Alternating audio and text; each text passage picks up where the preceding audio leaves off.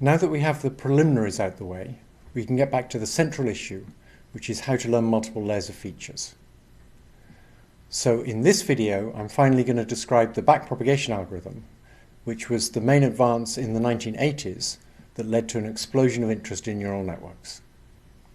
Before I describe backpropagation, I'm going to describe another very obvious algorithm that does not work nearly as well, but is something that many people think of.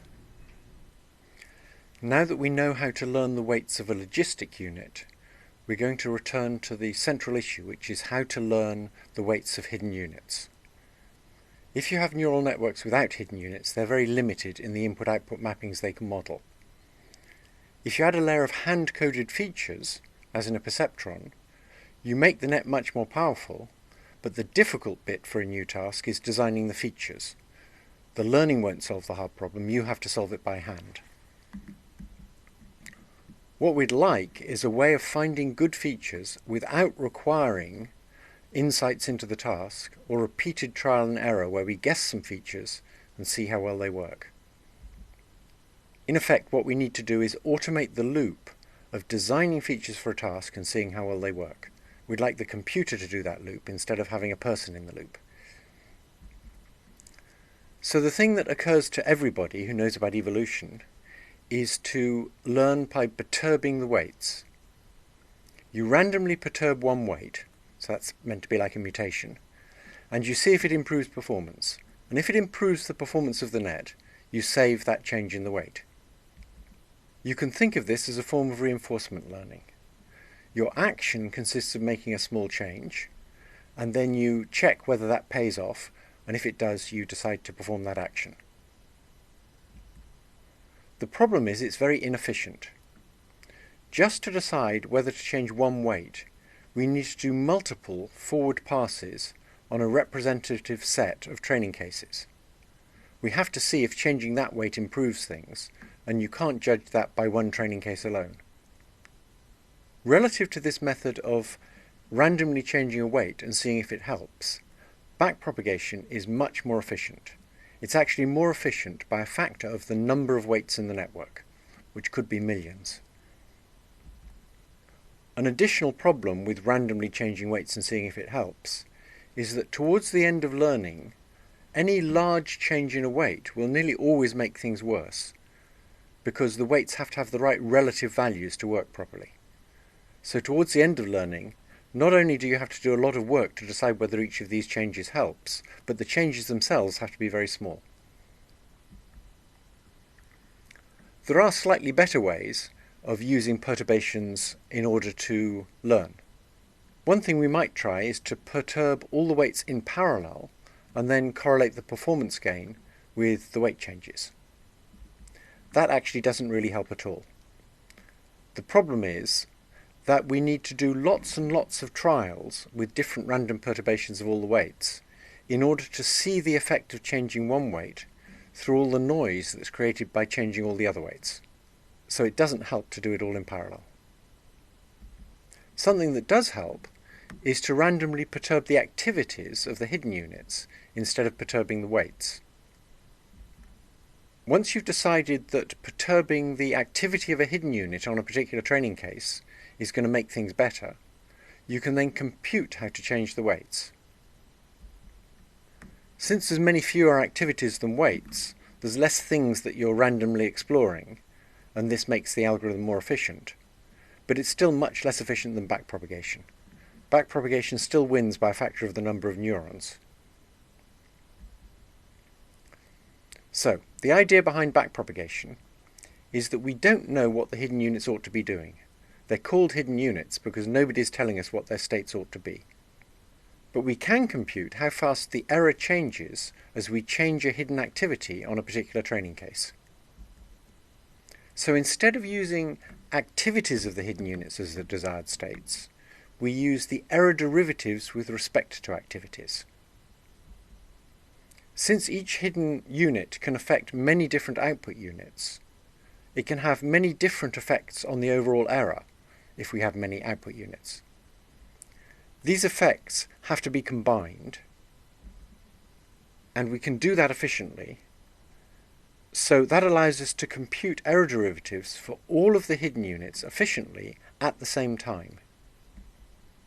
Once we've got those error derivatives for the hidden units, that is, we know how fast the error changes as we change the hidden activity on that particular training case, it's easy to convert those error derivatives for the activities into error derivatives for the weights coming into a hidden unit. So here's a sketch of how backpropagation works for a single training case. First we have to define the error, and here we'll use the error being the squared difference between the target values of the output unit j and the actual value that the net produces for the output unit j. And we're going to imagine the several output units in this case. We differentiate that and we get our familiar expression for how the error changes as you change the activity of an output unit j. And I'll use a notation here where the index on a unit will tell you which layer it's in. So the output layer has a typical index of j, and the layer in front of that, the hidden layer below it in the diagram, will have a typical index of I. And I won't bother to say which layer we're in because the index will tell you. So once we've got the error derivative with respect to the output of one of these output units, we then want to use all those error derivatives in the output layer to compute the same quantity in the hidden layer that comes before the output layer. So backpropagation, the core of backpropagation, is taking error derivatives in one layer and from them computing the error derivatives in the layer that comes before that. So we want to compute dE by dy I. Now obviously when we change the output of unit I, it'll change the activities of all three of those output units, and so we have to sum up all those effects. So we're going to have an algorithm that takes error derivatives we've already computed for the top layer here and combines them using the same weights as we use in the forward pass to get error derivatives in the layer below. So this slide is going to explain the backpropagation algorithm, and you really need to understand this slide, and the first time you see it you may have to study it for a long time. This is how you backpropagate the error derivative with respect to the output of a unit. So we'll consider an output unit j and a hidden unit I. The output of the hidden unit I will be yi, the output of the output unit j will be yj, and the total input received by that output unit j will be zj. The first thing we need to do is convert the error derivative with respect to yj into an error derivative with respect to zj. To do that we use the chain rule, so we say dE by dzj equals dyj by dzj times dE by dyj. And as we've seen before when we were looking at logistic units, that's just yj into 1 minus yj times the error derivative with respect to the output of unit j. So now we've got the error derivative with respect to the total input received by unit j. Now we can compute the error derivative with respect to the output of unit I. It's going to be the sum over all of the three outgoing connections of unit I of this quantity dzj by dyi times dE by dzj.